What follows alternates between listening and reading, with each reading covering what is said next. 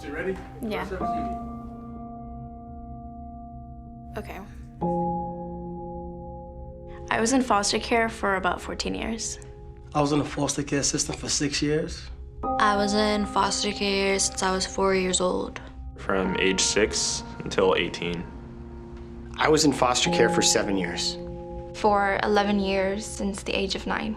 I was in foster care for 10 years. 15 years. I went in when I was 13, 14 for the final time. The first time I went in, I was about 2 or 3. Going into the foster care system at 6 years old, I knew that people become homeless after that. And for the rest of my life and up until recently, that was my biggest fear in life, was to become homeless, and it happened. So definitely changed my life. I felt like I was invisible, like I didn't matter. So I've never really had like a motherly type of love. So I feel like that's always kind of what's been missing for me. I'll never forget the day. I woke up early in the morning, as I always do, and she told me, "Don't forget your jacket," as I was walking out to go to school. I thought it was strange because it wasn't cold that morning, but I took my jacket anyway, and that day I got picked up by a social worker from school. And I asked what's going on, and he said, "I don't know another way to put this, but she doesn't want you there anymore." The biggest challenge of being in foster care is telling myself it wasn't my fault.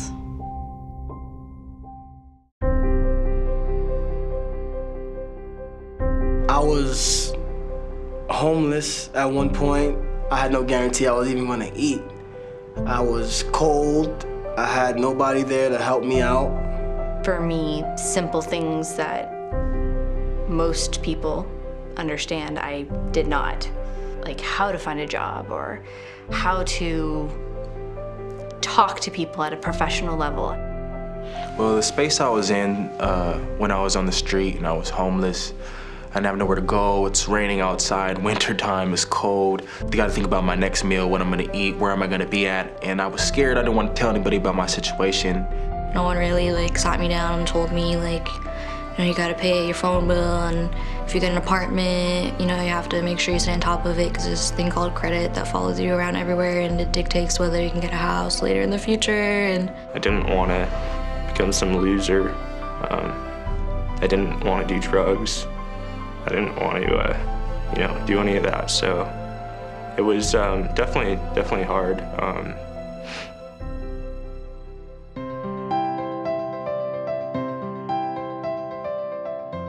The benefits of being a part of Just in Time are that they're there to fill in the gaps that are left over from the foster care system. I was homeless before I was in the Career Horizons program.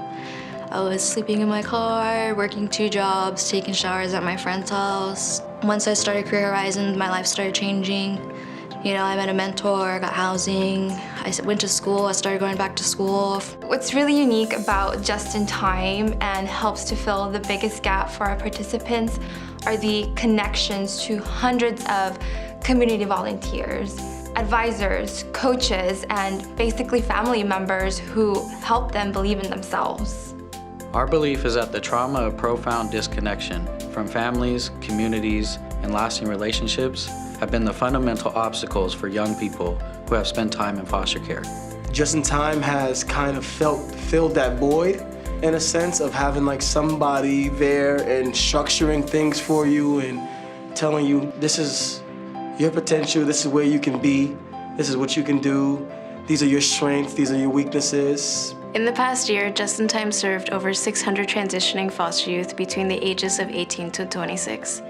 They tell us that filling the gaps in knowledge and experience, understanding their strengths and self-limiting beliefs, discovering the power of their authentic voice, and building a network of lasting positive connections are the most essential keys to their lasting success. Annie has been one of the greatest connections I've made here. She's my financial fitness mentor. She allowed me to do essentially a mock interview with her about asking for a raise at my job. Motivated me to actually go through with it. So that was extremely helpful because I wouldn't have done it if she hadn't been there in my corner.